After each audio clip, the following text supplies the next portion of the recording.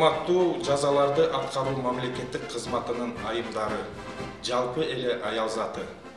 Сиздерди жаз мезгилинин жарчысы болгон аялдардын эл аралык майрамы менен чын дилимден куттуктайм. Бул жарыкчылыкта эненин мээриминдей мээрим жок болсо керек. Ошол сыяктуу март майрамы жашоонун бейиши болгон энелерди, жарк этип тийген күндөй кыздарыбызды турмуштун туткасы болгон асылзат аялзатын эсибизге салат.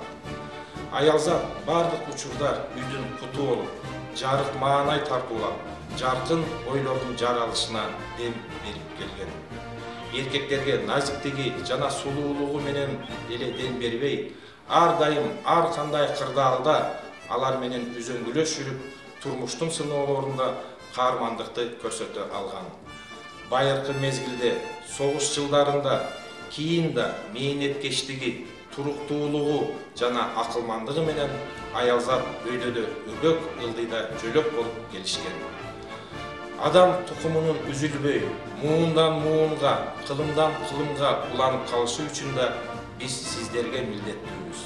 Андыктан сиздерди ар убакта кандай шартта болбосун коргоого, кадырлоого жана багыттоого тийишпиз. Бүгүн мен жазаларды аткаруу мамлекеттик кызматынын жалпы мырзалар жамаатынын атынан сиздерди ушул жаркын майрамыңыздар менен куттуктайм. Баарыңыздарга чын ден соолук, узун өмүр каалайм. Ар дайым жүзүңүздөрдөн жылмаюу кетпесин. Өлкөбүздө тынчтык өкүм сүрүп, бактыңыздар толуп, ырыс кешигиңиздер арта берсин. Майрамыңыздар менен